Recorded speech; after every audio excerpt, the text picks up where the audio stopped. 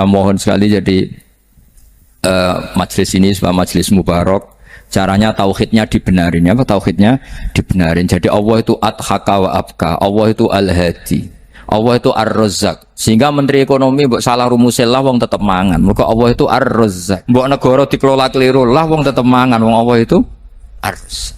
Kiai rada akeh sing di masalah. Tapi ya tetep agama ini jalan. Lho andai kan syaratnya agama ini kiai ini bener. Wah ya repot.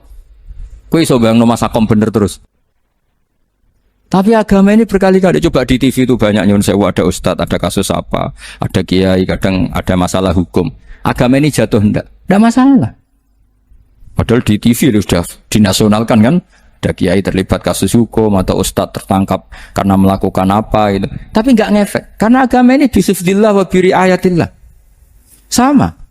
Negara mana-mana kadang manajemen ekonominya enggak jelas, tapi masyarakat ya makan karena Allah Razzaq. Sama, aku kancanan masakom mengeluh, tapi Allah adhaka, akhirnya iso guyu. Padahal orang untungnya belas kancanan dene.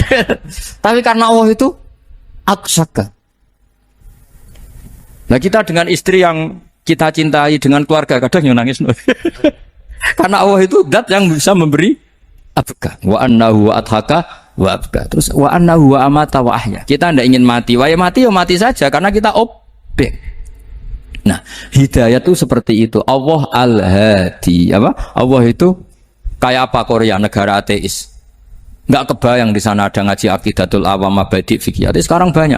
Saya tuh kalau beli Aqidatul Awam kerdusan tak kirimkan ke Korea. Sebelum saya ke Korea, karena sebagian santri saya di Jogja. Di sana ada ngaji Aqidatul Awam, ngaji Takrib. Bahkan saya di sana dilakokno sakduna fid dunya. Kayak apa Allah kalau ingin bikin hidayah? Karena Allah itu al-hadi. Wong Indonesia digerakno seneng duit. Bareng wis seneng duit moro apa? Korea. Setelah di Korea tersiksa karena enggak ada tempat sujud. Akhirnya urunan. Segampang itu kalau Allah mengendaki. Itu enggak dibenem MUI, enggak dibenem. Karena Allah al-hadi. Jadi saya mohon sekali tauhid ini dibenerin dulu. Allah tetap al-fa'ilul mukhtar, apa? Al-fa'ilul mukhtar. Sehingga Allah mensifati dirinya adhakawa. Mbok kamu bendung kayak apa, orang ngaji saya tetap guyu. Sekarang iso mbuli saya, oh Gus Bapak ngaji tidak guyu. Allah yang memberikan guyu kamu itu. Andai kan sesuai status kamu, kowe ora ngarep guyu. Utang akeh, jatuh tempo, bojo ora percaya. Gede-gede ya, kayak paham. Nah, sehingga Rasulullah kalau kita meyakini syafaatu Rasulullah SAW, itu cara berpikir harus kita balik. Misalnya begini. Wong Islam nakale ngono, penggaweane maksiat kok disyafaati Kanjeng Nabi kurang penggawean. Caranya berpikir jangan gitu. Kalau gitu kowe mari mangkel wong nakale ngono kok untuk syafaati Kanjeng. Tapi cara berpikir gini. Syafaatu Rasulillah itu wasi'ah, luas sekali. Syafaatu Rasulillah ghairu munhasirah, tidak terbatas. Syafaatu Rasulillah itu lebih sakti ketimbang dosanya umatnya. Semua ulama dulu kalau nyifati Allah juga gitu. Allahumma misalnya, maghfiratuka awsa'u min dzunubina. Ya, yang misalnya yang pakai mutakalim ya Allahumma maghfiratuka awsa'u min dzunubi wa rahmatuka arja inti min amali. Jadi jangan kitanya dulu. Kalau kitanya dulu kan nyifati kita dosa banyak. Itu sama ndak usah ngaku sudah tahu semua. Tapi nyifati pertamanya apa? Allahumma maghfiratuka awsa'u min dzunubi wa rahmatuka arja inti min. Sehingga dari nyifati maghfiratullah yang wasi'ah, yang tidak terbatas, kemudian kita sah mengatakan bahwa ahlul maksiat pun mungkin atau berhak dapat ampunan. Sama. Syafa'atu Rasulillah itu ghairu munhasirah. Syafa'atu Rasulillah itu wasi'ah. Sehingga sahlah riwayat syafa'ati li ahlil kabair min ummah. Itu bukan menyangkut melegalkan kabirah. Bukan menyangkut mengesahkan orang Islam dosa besar karena nanti dapat syafaatnya Rasul. Cara berpikir jangan gitu. Nanti kamu mentasjek memberanikan orang melakukan maksiat berdasar iktimat syafaati Rasulin. Itu jangan gitu cara berpikir dibalik apa? Syafa'atu Rasulullah awsa'u wa awsa'u. Sangat lu. Sehingga saking luasnya sampai yang tukang maksiat saja kebagian. Sama rahmatnya Allah Ta'ala itu wasi'ah. Rizkinya Allah ya wasik. Sampai wong nganggur ya iso mangan ngono. Nah begitu juga rahmati Allah Ta'ala itu wasiah. Sampai wong sing sumpah utangnya akeh iso guyu.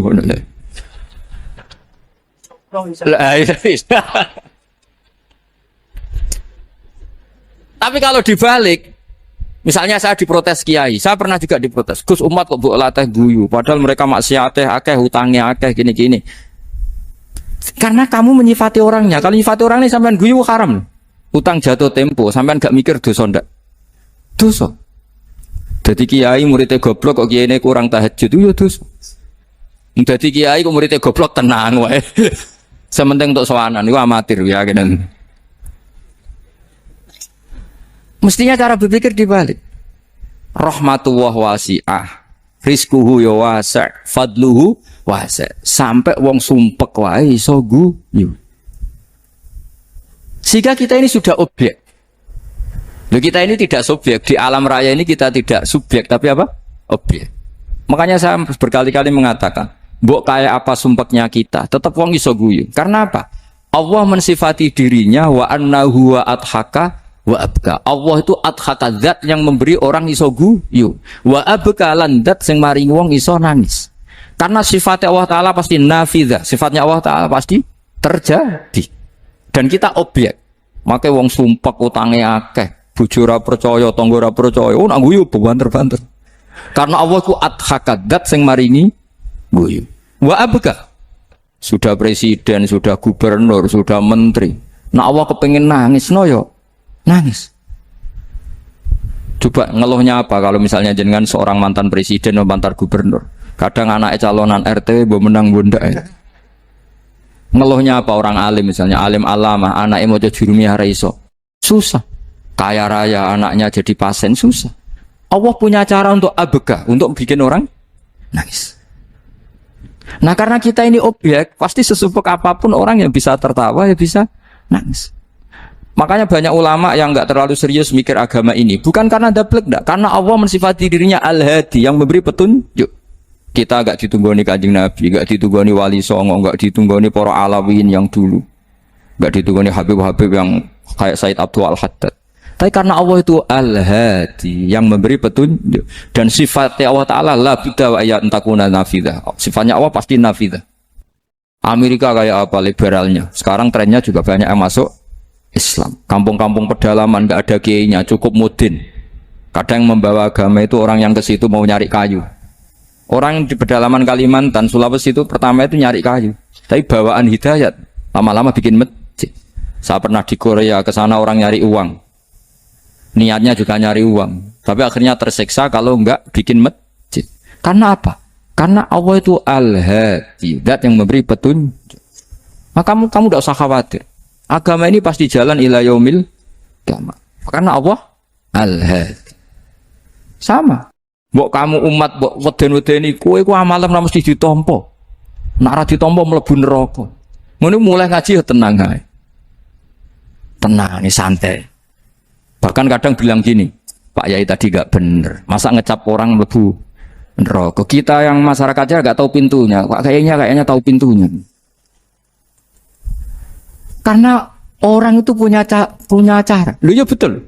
Orang Bedui itu kalau ngaji sama Nabi itu lebih unik timbang yang soleh, timbang yang pinter. Sehingga banyak ilmu itu ditemukan dari orang Bedui. Karena cara berpikir itu aneh. Kalau orang soleh, orang waras kan berpikirnya ada aneh, standar. Jadi orang Bedui itu aneh. Pernah suatu saat Rasulullah itu khutbah cerita kiamat. Wah, dahsyatnya kiamat kayak apa? Semua orang diam nangis semua. Orang Bedui enggak, lebih cerdas. Ini Nabi itu aneh. Cerita kiamat kalau ada tanggalnya ini gimana? Orang nangis semua karena dahsyatnya kiamat kayak gitu. Bumi dihancurkan, wus. Pantas sudah nangis dewe-dewe.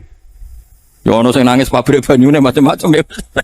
Ini kalau kiamat gimana? Ini perjalanan air kemasan saya kan orang mikir. Mikir dewe-dewe gitu. Tapi ini tidak. Orang Bedui cara berpikir tuh enggak. Malah ya Rasulullah mata saat. Engkau itu cerita kiamat tapi enggak jelas tanggalnya. Kalau cerita kiamat ya harus jelas dong kapannya. Jadi unik. Jadi cara berpikir sahabat kaget semua loh. Kaget. Karena enggak kepikiran. Nabi A'radu anhu, A'radu itu mengabaikan. Banyak sahabat yang menganalisis lam yasma kan. Nabi memang nggak dengar sehingga mengabaikan. Ada yang analisis lagi sami'a wa kariha. Sebenarnya Nabi dengar cuma nggak berkenan karena tengah-tengahnya khutbah kok tanya. Tapi si Arabi ini cerdas, masuk akal kan? Misalnya mau pilihan presiden, orang mesti tanya kapan kan gitu. Ya kan? Mau ganti presiden atau ganti bupati, takarannya orang kan kapan? Kayak Mas Akom jadi wali ndak? Pertanyaannya kan kapan? Kalau jatuhnya kan sudah ya. Sehingga tanya, mata sa'ah ya Rasulullah. Lama-lama Nabi diangen-angen, bener juga orang ini. Saya cerita kiamat kok gak jelas kapannya. Ini Nabi menjawab. Tapi karena Nabi orang-orang yang sangat pinter, tanya balik. Ma'atat talah. Lalu kalau kamu berani tanya kiamat kapan, saya tanya balik. Ya persiapan kamu apa? Jawabnya santai aja. Fa wallah ma'atatullah kabira sholatin wala siyamin walakinni uhibbuka ya Rasulullah. Saya enggak menyediakan apa-apa, salat saya biasa aja, maksudnya standar. Ya kira-kira 5 waktu pas. Ya jenis saya lah kira-kira. Wala kabira siyamin, dan saya puasa ya standar saja pas. Walakinni uhibbuka ya Rasulullah. Tetapi saya mencintai engkau ya Rasulullah. Jawabannya Nabi apa? Almar'u ma'aman ahabba. Sebagian riwayat anta ma'aman ahbabta. Jadi hadis itu populer tuh barokahnya wong desa. Andai kan dia punya etika, maka sowan dulu tanya 4 mata. Itu jadi hadis ahadi. Tapi barokahnya dia selonong di depan umum. Zaman Nabi khutbah itu jadi hadis mutawatir. Jadi kadang barang baik itu barokahnya orang yang enggak baik. Maksudnya su'ul adab. Tanya gitu kan su'ul. Tapi itu barokah, akhirnya hadis itu mutawatir karena didengar ribuan sahabat yang mendengarkan khutbahnya Rasulullah. Tapi kalau hadis itu satu-satu kan khassani bidzalika Rasulullah, khassani bidzalika Rasul, itu nanti jadi hadis ahadi yang kualitasnya jauh di bawah hadis mutawatir. Jadi barokahnya orang su'ul adab itu ya ada. Karena Allah yang mendesain ini. Akhirnya kata sahabat, kata Anas bin Malik, mereka itu mangkelnya bukan main sama Arabi tadi karena tanya enggak sopan sama Rasulullah. Tapi setelah Nabi jawab almar ma'aman habba fama farihu bi syai'in farahum bidzalika batal. Mereka enggak pernah senang dengan hadisnya Nabi sesenang riwayat almar'u ma'aman ahabba. Barokahnya Arabi Bedui. Makanya saya sebagai kiai ini Bedui saya tak pertahankan ila yaumil qiyamah. Karena umat ini pernah terbarokai oleh orang apa? Bedui. Barokah suladab tadi. Jadi mohon ini supaya majelis ini kan majlisul itorti Rasulillah, coba terlatihlah mengatakan Allah itu subjek, Allah itu al-fa'ilul mukhtar, Allah itu al-fa'ilul mukhtar, Allah itu yang menentukan alam ini. Dan Allah mensifati dirinya wa annahu wa adhaka wa abka. Allah itu zat yang memberi orang itu bisa tertawa. Dan Allah juga yang memberikan orang itu bisa menangis. Mau kayak apa kamu neror umat? Wah, amal nggak mesti diterima gini-gini. Ternyata neng majelis nangis sih. Mulai guyu. Padahal guyu-guyu ngenyak tenang nih. Daripada apa ya agak-agak merodok orang yang dohirnya beda dengan batinnya. Nggak perlu distatuskan seperti itu. Ya sudah biasa saja. Jadi, nah, fi muqaddimihim imam besar dalam manhaj ini namanya Abul Hasan apa? Asyadili. Abul Hasan Asyadili itu kalau ada orang tanya gini, Beb saya ini susah, sholat saya tidak mesti diterima Allah gini-gini, marah. Enggak usah. Kafa bika jazaan an radiyaka laka ahlan. Sudah kamu ditakdir pernah sujud itu sudah keren. Saya itu andaikan dapat kabar dari malaikat bahwa sholat kamu tidak diterima, saya tidak susah. Bukan karena sombong. Pernah ditakdir sholat sujud ning Allah itu keren. Kayak apa malunya kita ketemu Allah kemudian kita di bumi tidak pernah sujud. Makanya itu Abul Hasan Asyadili kowe ora usah mikir sholat ditampa taro ora usah mbok mikir. Kowe ditakdir tau sujud itu hebat. Kafa bika jazaan an radiyaka laka ahla. Cukup kamu mendapat balasan dari Allah kamu pernah ditakdir sujud.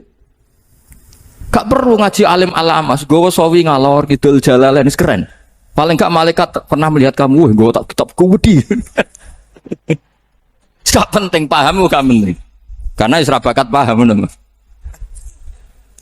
Jadi Abul Hasan Asyadili adalah orang yang dan itu Al Hasani ya, dan itu Al Hasani. Makanya macam-macam kita yang Al Husaini sudah kita punya Faqih Muqaddam, punya banyak.